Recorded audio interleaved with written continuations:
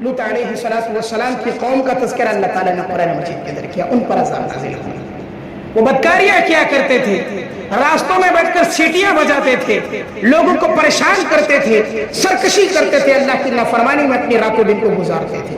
اللہ تبارک و تعالیٰ نے جن کاموں کو کرنے کا حکم دیا اسے نہیں کرتے تھے, جن کاموں سے منع کیا ان کاموں کو کیا کرتے تھے, حرام حلال کی تمیز نہ تھی. اللہ تبارک و تعالیٰ نے اس قوم پر عذاب کو نازل کیا. عذاب کیا تھا؟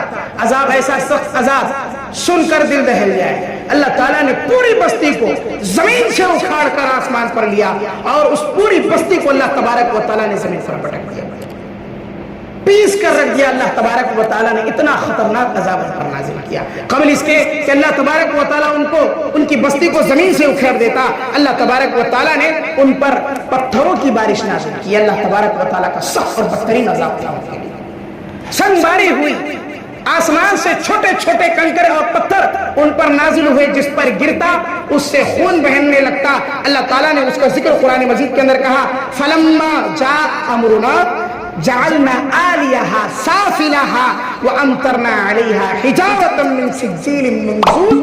اللہ تعالیٰ نے اس قوم کے اوپر ایسا عذاب نازل کیا. کہا جب ہم نے اس قوم کی حالت کو دیکھا اور ہم نے اس قوم کے اوپر چھوٹی چھوٹی کنکریوں کے پتھر ان پر آسمان سے نازل فرمائے, جس طرح بارش نازل ہوتی ہے. اللہ تعالیٰ کا ان پر عذاب تھا. پھر اللہ تبارک و تعالیٰ نے اس بستی کے بارے میں کہا, افامنتم ان یخسف بکم الارض جانب اللہ او یرسل علیکم حاصبا. کیا تم یہ گمان کرتے ہو کہ اللہ تبارک و تعالیٰ تم پر عذاب کی شکل میں یہ چیز نہیں کر سکتا کہ تمہیں زمین کے اندر دھسا دے؟ کیا یہ اللہ تبارک و تعالیٰ کے عذاب میں سے نہیں ہے کہ تم پر پتھروں کی بارش نازل کرے؟ اللہ کے لیے بعید نہیں ہے کہ ہم پر کسی بھی طریقے سے عذاب کو نازل فرما دے. یہ اللہ تبارک و تعالیٰ کے عذاب میں سے. پھر اللہ تعالیٰ نے کہا, ثم لا تجدوا لکم وکیلا. تمہارے لیے کوئی نہیں ہے جو تمہاری مدد کرے, کوئی اللہ تبارک و تعالیٰ کے سوا تمہارا کوئی ہمسر نہیں ہے, تمہاری کوئی مدد کرنے والا اس وقت موجود نہ ہوگا. اللہ تعالیٰ کا عذاب, فاسقط علینا کسفا من السماء. ہم نے ان پر پتھروں کی بارش کی آسمان سے. جب وہ پتھر گرتے ان کے اوپر تو ان کے جسم خون سے لہو لہان ہو گیا. اتنا ہی نہیں ہے کہ اللہ تبارک و تعالیٰ کے عذابات میں سے ایک عذاب یہ, اللہ تعالیٰ نے حضرت شعیب علیہ السلام کا تذکرہ کیا قرآن مجید کے اندر. ان کی قوم نے جب نافرمانی کی, اپنے رسول کو جھٹلایا, اللہ تبارک و تعالیٰ کی عبادت سے غفلت برتی, اللہ تعالیٰ نے ان پر عذاب نازل کیا. عذاب کیا تھا؟ فَكَذَّبُوهُ فَأَخَذَهُمْ كَعَذَابٍ وَيَوْمِ الظُّلَّةِ. ایسا عذاب اللہ تعالیٰ نے نازل کیا. چھتری والے انہیں کہا جاتا تھا. اللہ تبارک و تعالیٰ نے ان کو اپنے آسمان سے چھتری نازل کی تھی, ان کو چھتری والے کہا جاتا تھا. اللہ نے ان پر عذاب نازل کیا. جس وقت حضرت شعیب علیہ السلام نے اپنی قوم کو دعوت دی, انہیں اللہ تبارک و تعالیٰ کی جانب بلایا, اس قوم نے اللہ تبارک و تعالیٰ کی عبادت سے اور اللہ تبارک و تعالیٰ کی وحدانیت سے انکار کر دیا.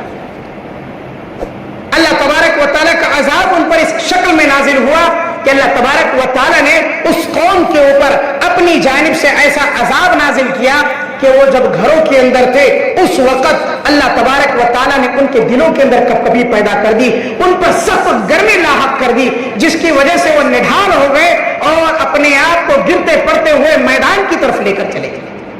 پوری قوم میدان کی طرف چل پڑی اور لوگ راہ میں بھٹک گئے. کچھ وہ لوگ تھے جن پر اللہ تبارک و تعالیٰ کا احسان تھا, جس پر اللہ تبارک و تعالیٰ نے رحم و کرم کا معاملہ کیا.